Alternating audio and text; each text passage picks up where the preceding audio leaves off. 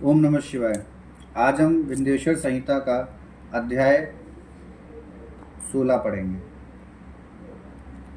पृथ्वी आदि से निर्मित देव प्रतिमाओं के पूजन की विधि, उनके लिए नैवेद्य का विचार, पूजन के विभिन्न उपचारों का फल, विशेष मास, वार, तिथि एवं नक्षत्रों के योग में पूजन का विशेष फल तथा लिंग के वैज्ञानिक स्वरूप का विवेचन। ऋषियों ने कहा, साधु शिरोमणे, अब आप पार्थिव प्रतिमा की पूजा का विधान बताइए जिससे समस्त अभीष्ट वस्तुओं की प्राप्ति होती है। सूत जी बोले, महर्षियों, तुम लोगों ने बहुत उत्तम बात पूछी है। पार्थिव प्रतिमा का पूजन सदा संपूर्ण मनोरथों को देने वाला है तथा दुख का तत्काल निवारण करने वाला है। मैं उसका वर्णन करता हूँ, तुम लोग उसको ध्यान देकर सुनो। पृथ्वी आदि की बनी हुई देव प्रतिमाओं की पूजा इस भूतल पर अभीष्टदायक मानी गई है। निश्चय ही इसमें पुरुषों का और स्त्रियों का भी अधिकार है। नदी, पोखरे अथवा कुएं में प्रवेश करके पानी के भीतर से मिट्टी ले आएं, फिर गंध चूर्ण के द्वारा उसका संशोधन करें और शुद्ध मंडप में रखकर उसे महीन पीसे और सानें। इसके बाद हाथ से प्रतिमा बनाएं और दूध से उसका सुंदर संस्कार करें। उस प्रतिमा में अंग प्रत्यंग अच्छी तरह प्रकट हुए हो तथा वह सब प्रकार के अस्त्र शस्त्रों से संपन्न बनाई गई हो। तदंतर उसे पाषाण पर स्थापित करके आदरपूर्वक उसका पूजन करें। गणेश, सूर्य, विष्णु, दुर्गा और शिव की प्रतिमा का, शिव का एवं शिवलिंग का द्विज को सदा पूजन करना चाहिए। षोडशोपचार पूजन जनित फल की सिद्धि के लिए 16 उपचारों द्वारा पूजन करना चाहिए। पुष्प से प्रोक्षण और मंत्र पाठ पूर्वक अभिषेक करें। अगहनी के चावल से नैवेद्य तैयार करें। सारा नैवेद्य एवं कुंडव होना चाहिए। घर में पार्थिव पूजन के लिए एक कुंडव और बाहर किसी मनुष्य द्वारा स्थापित शिवलिंग के पूजन के लिए एक प्रस्थ नैवेद्य तैयार करना आवश्यक है, ऐसा जानना चाहिए। देवताओं द्वारा स्थापित शिवलिंग के लिए 3 सेर नैवेद्य अर्पित करना उचित है और स्वयं प्रकट हुए स्वयं शंभुलिंग के लिए 5 सेर। ऐसा करने पर पूर्ण फल की प्राप्ति समझनी चाहिए। इस प्रकार सहस्त्र बार पूजा करने से द्विज सत्य लोक को प्राप्त कर लेता है। 12 अंगुल चौड़ा, इससे दुना और 1 अंगुल अधिक अर्थात 25 अंगुल लंबा तथा 15 अंगुल चौड़ा जो लोहे या लकड़ी का बना हुआ पात्र होता है उसे विद्वान पुरुष शिव कहते हैं। उसका 8वां भाग प्रस्थ कहलाता है जो 4 कुडव के बराबर माना गया है। मनुष्य द्वारा स्थापित शिवलिंग के लिए 10 प्रस्थ, ऋषियों द्वारा स्थापित शिवलिंग के लिए 100 प्रस्थ और स्वयं शंभु शिवलिंग के लिए 1 सहस्त्र प्रस्थ निवेदन किया जाए तथा जल, तैल आदि एवं ग्रंथ द्रव्यों की भी यथा योग्य मात्रा रखी जाए तो यह उन शिवलिंगों की महापूजा बताई जाती है। देवता का अभिषेक करने से आत्मशुद्धि होती है, गंध से पुण्य की प्राप्ति होती है, नैवेद्य लगाने से आयु बढ़ती और तृप्ति होती है, धूप निवेदन करने से धन की प्राप्ति होती है, दीप दिखाने से ज्ञान का उदय होता है और तांबुल समर्पण करने से भोग की उपलब्धि होती है। इसलिए स्नान आदि 6 उपचारों को यत्नपूर्वक अर्पित करें।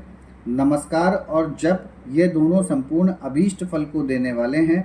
इसलिए भोग और मोक्ष की इच्छा रखने वाले लोगों को पूजा के अंत में सदा ही जप और नमस्कार करने चाहिए। मनुष्य को चाहिए कि वह सदा पहले मन से पूजा करके फिर उन उपचारों से करे। देवताओं की पूजा से उन देवताओं के लोकों की प्राप्ति होती है तथा उनके अवान्तर लोक में भी यथेष्ट भोगों की वस्तुएं उपलब्ध होती हैं। अब मैं देव पूजा से प्राप्त होने वाले विशेष फलों का वर्णन करता हूँ। द्विजों, तुम लोग श्रद्धापूर्वक सुनो। विघ्नराज गणेश की पूजा से भूलोक में उत्तम अभीष्ट वस्तु की प्राप्ति होती है। शुक्रवार को श्रावण और भाद्रपद मास के शुक्ल पक्ष की चतुर्थी को पौष मास में शतभिषा नक्षत्र के आने पर विधि पूर्वक गणेश की पूजा करनी चाहिए। 100 या सहस्त्र दिनों में 100 या सहस्त्र बार पूजा करें। देवता और अग्नि में श्रद्धा रखते हुए किया जाने वाला उनका नित्य पूजन मनुष्यों को पुत्र एवं अभीष्ट वस्तु प्रदान करता है। वह समस्त पापों का शमन तथा भिन्न भिन्न दुष्कर्मों का विनाश करने वाला है। विभिन्न वारों में की हुई शिव आदि की पूजा को आत्मशुद्धि प्रदान करने वाली समझना चाहिए। वार या दिन, तिथि, नक्षत्र और योगों का आधार है, समस्त कामनाओं को देने वाला है, उसमें वृद्धि और क्षय नहीं होता, इसलिए उसे पूर्ण ब्रह्म स्वरूप मानना चाहिए। सूर्योदय काल से लेकर सूर्योदय काल आने तक एक बार की स्थिति मानी गई है, जो ब्राह्मण आदि सभी वर्णों के कर्मों का आधार है। विहित तिथि के पूर्व भाग में की हुई देव पूजा मनुष्यों को पूर्ण भोग प्रदान करने वाली होती है। यदि मध्याह्न के बाद तिथि का आरंभ होता है तो रात्रि युक्त तिथि का पूर्व भाग पितरों के श्रद्धादि कर्म के लिए उत्तम बताया जाता है। ऐसी तिथि का प्रभाग ही दिन से युक्त होता है, अतः वही देव कर्म के लिए प्रशस्त माना गया है। यदि मध्यांत काल तक तिथि रहे तो उद्यव्यपायनी तिथि को ही देव कार्य में ग्रहण करना चाहिए। इसी तरह शुभ तिथि एवं नक्षत्र आदि ही देव कार्य में ग्राह्य होता है। वार आदि का भलीभांति विचार करके पूजा और जप आदि करने चाहिए। वेदों में पूजा शब्द के अर्थ की इस प्रकार योजना की गई है। पूजायते अनेन इति पूजा, यह पूजा शब्द की व्युत्पत्ति है। पू का अर्थ है भोग और फल की सिद्धि। वह जिस कर्म से संपन्न होती है उसका नाम पूजा है। मनोवांछित वस्तु तथा ज्ञान, ये ही अभीष्ट वस्तुएं हैं। सकाम भाव वाले को अभीष्ट भोग अपेक्षित होता है और निष्काम भाव वाले को अर्थ परमार्थिक ज्ञान, ये दोनों ही पूजा शब्द के अर्थ हैं। इनकी योजना करने से ही पूजा शब्द की सार्थकता है। इस प्रकार लोक और वेद में पूजा शब्द का अर्थ विख्यात है। नित्य और नैमित्तिक कर्म कालांतर में फल देते हैं, किंतु काम्य कर्म का यदि भाली भांति अनुष्ठान हुआ हो तो वह तत्काल फल देता है। प्रतिदिन एक पक्ष, एक मास, एक वर्ष तक लगातार पूजन करने से उन कर्मों के फल की प्राप्ति होती है और उनसे वैसे ही पापों का क्रमशः क्षय होता है। प्रत्येक मास के कृष्ण पक्ष की चतुर्थी तिथि को की हुई महागणपति की पूजा एक पक्ष के पापों का नाश करने वाली और एक पक्ष तक उत्तम भोग रूपी फल देने वाली होती है। चैत्र मास में चतुर्थी को की हुई पूजा एक मास तक किए गए पूजन का फल देने वाली होती है और जब सूर्य सिंह राशि पर स्थित हो उस समय भाद्रपद मास की चतुर्थी को की हुई गणेश जी की पूजा एक वर्ष तक मनोवांछित भोग प्रदान करती है, ऐसा जानना चाहिए। श्रवण मास के रविवार को हस्त नक्षत्र से युक्त सप्तमी तिथि को तथा माघ शुक्ल सप्तमी को भगवान सूर्य का पूजन करना चाहिए। ज्येष्ठ तथा भाद्रपद मासों के बुधवार को श्रवण नक्षत्र से युक्त द्वादशी तिथि को तथा केवल द्वादशी को भी किया गया भगवान विष्णु का पूजन अभीष्ट संपत्ति को देने वाला माना गया है। श्रावण मास में की जाने वाली श्री हरि की पूजा अभीष्ट मनोरथ और आरोग्य प्रदान करने वाली होती है। अंगों एवं उपकरणों सहित पूर्वोक्त गौ आदि 12 वस्तुओं का दान करने से जिस फल की प्राप्ति होती है उसी को द्वादशी तिथि में आराधना द्वारा श्री विष्णु की तृप्ति करके मनुष्य प्राप्त कर लेता है। जो द्वादशी तिथि को भगवान विष्णु के 12 नामों द्वारा 12 ब्राह्मणों का षोडशोपचार पूजन करता है, वह उनकी प्रसन्नता प्राप्त कर लेता है। इसी प्रकार संपूर्ण देवताओं के विभिन्न 12 नामों द्वारा किया हुआ 12 ब्राह्मणों का पूजन उन देवताओं को प्रसन्न करने वाला होता है। कर्क की संक्रांति से युक्त श्रावण मास में नवमी तिथि को मृगशिरा नक्षत्र के योग में अंबिका का पूजन करें। वे संपूर्ण मनोवांछित भोगों और फलों को देने वाली हैं। ऐश्वर्य की इच्छा रखने वाले पुरुषों को उस दिन अवश्य उनकी पूजा करनी चाहिए। आश्विन मास के शुक्ल पक्ष की नवमी तिथि संपूर्ण अभीष्ट फलों को देने वाली है। उसी मास के कृष्ण पक्ष की चतुर्दशी को यदि रविवार पड़ा हो तो उस दिन का महत्व विशेष बढ़ जाता है। उसके साथ ही यदि आद्रा और महात्रा का योग हो तो उक्त अवसरों पर की हुई शिव पूजा का विशेष महत्व माना गया है। माघ कृष्णा चतुर्दशी को की हुई शिव जी की पूजा संपूर्ण अभीष्ट फलों को देने वाली है। वह मनुष्यों की आयु बढ़ाती है, मृत्यु कष्ट को दूर हटाती और समस्त सिद्धियों की प्राप्ति कराती है। ज्येष्ठ मास में चतुर्दशी को यदि महाद्र का योग हो अथवा मार्गशीर्ष मास में किसी भी तिथि को यदि आद्रा नक्षत्र हो तो उस अवसर पर विभिन्न वस्तुओं की बनी हुई मूर्ति के रूप में शिव की 16 उपचारों से पूजा करता है। उस पुण्यात्मा के चरणों का दर्शन करना चाहिए। भगवान शिव की पूजा मनुष्यों को भोग और मोक्ष देने वाली है, ऐसा जानना चाहिए। कार्तिक मास के प्रत्येक वार और तिथि आदि में महादेव जी की पूजा का विशेष महत्व है। कार्तिक मास आने पर विद्वान पुरुष दान, तप, होम, जप और नियम आदि के द्वारा समस्त देवताओं का षोडशोपचारों से पूजन करें। उस पूजन में देव प्रतिमा, ब्राह्मण तथा मंत्रों का उपयोग आवश्यक है। ब्राह्मणों को भोजन कराने से भी वह पूजन कर्म संपन्न होता है। पूजक को चाहिए कि वह कामनाओं को त्याग कर पीड़ा रहित हो देवराधन में तत्पर रहे।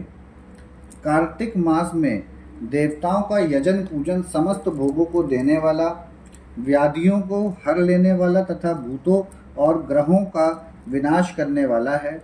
कार्तिक मास के रविवार को भगवान सूर्य की पूजा करने और तेल तथा सूती वस्त्र देने से मनुष्यों के कोढ़ आदि रोगों का नाश होता है। हरे काली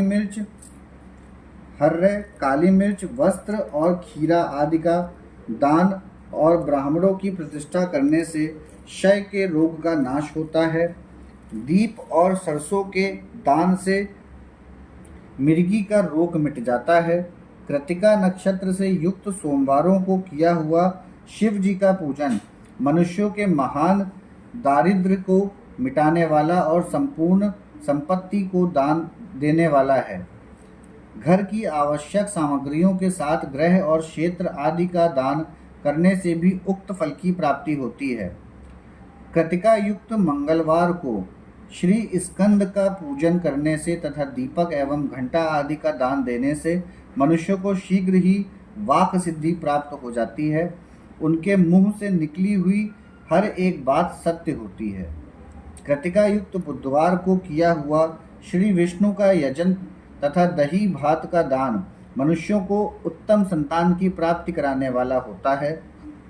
कृतिका युक्त गुरुवारों को धन से ब्रह्मा जी का पूजन तथा मधु, सोना और घी का दान करने से मनुष्यों के भोग वैभव की वृद्धि होती है।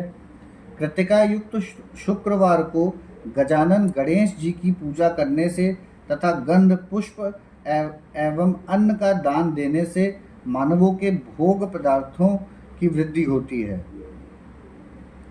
उस दिन सोना, चांदी आदि का दान करने से बंध्या को भी उत्तम पुत्र की प्राप्ति होती है। कृतिका युक्त शनिवार को दिप्लाव की वंदना नागों और सेतुपालों का पूजन, त्रिनेत्रधारी रुद्र, पापहारी विष्णु तथा ज्ञानदाता ब्रह्मा आराधन और धन्वंतरी एवं दोनों अश्वनी कुमारों का पूजन करने से रोग, दुमृत्यु एवं अकाल मृत्यु का निवारण होता है तथा तत्कालिक व्याधियों को शांति हो जाती है। नमक, लोहा, तेल और उड़द आदि का त्रिकूट, फल, गंध और जल आदि तथा घृत आदि द्रव्य पदार्थों का और सुवर्ण, मोती आदि कठोर वस्तुओं का भी दान देने से स्वर्गलोक की प्राप्ति होती है। इनमें से नमक आदि का मान कम से कम 1 प्रस्थ होना चाहिए और सुवर्ण आदि का मान कम से कम 1 पल।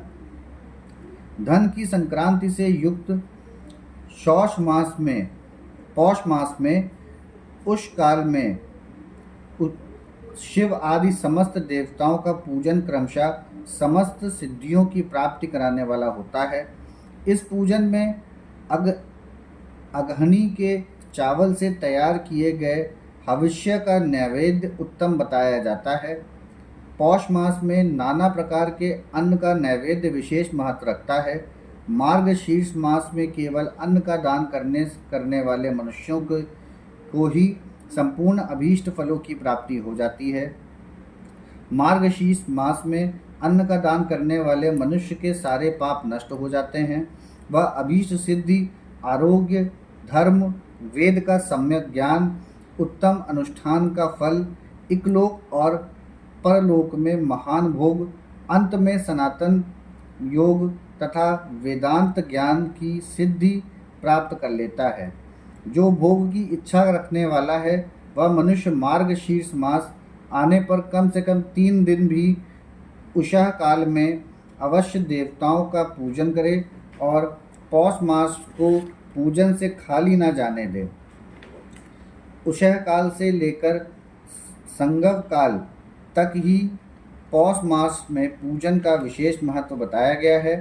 पौष मास में पूरे महीने भर जितेंद्रिय और निराहार रहकर द्विज प्रातः काल से मध्यान्ह काल तक वेद माता गायत्री का जप करें। तत्पश्चात रात को सोने के समय तक पंचाक्षर आदि मंत्रों का जप करें। ऐसा करने वाला ब्राह्मण ज्ञान पाकर शरीर छूटने के बाद मोक्ष प्राप्त कर लेता है।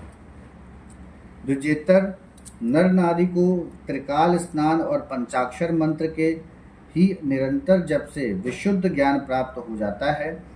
इष्ट मंत्रों का सदा जप करने से बड़े पापों का भी नाश हो जाता है।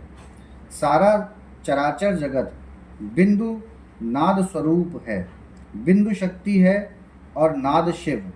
इस तरह यह जगत शिव शक्ति स्वरूप ही है। नाद बिंदु का और बिंदु इस जगत का आधार है। यह बिंदु और नाद संपूर्ण जगत के आधार स्वरूप स्थित हैं। बिंदु और नाद से युक्त सब कुछ शिव स्वरूप है, क्योंकि वही सबका आधार है। आधार में ही आधेय का समावेश अथवा लय होता है। यही सकलवीकरण है। इस सकलीकरण की स्थिति से ही सृष्टि काल में जगत का प्रादुर्भाव होता है, इसमें संशय नहीं है। शिवलिंग बिंदु नाद स्वरूप है, अतः उसे जगत का कारण बताया जाता है। बिंदु देव और नाद शिव, इन दोनों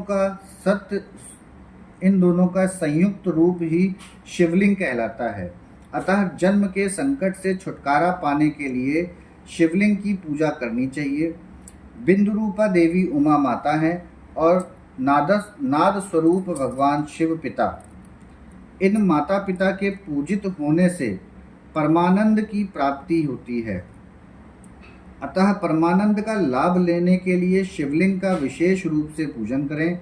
देवी उमा जगत की माता हैं और भगवान शिव जगत के पिता। जो इनकी सेवा करता है उस पुत्र पर इन दोनों माता पिता की कृपा नित्य अधिकाधिक बढ़ती रहती है। वे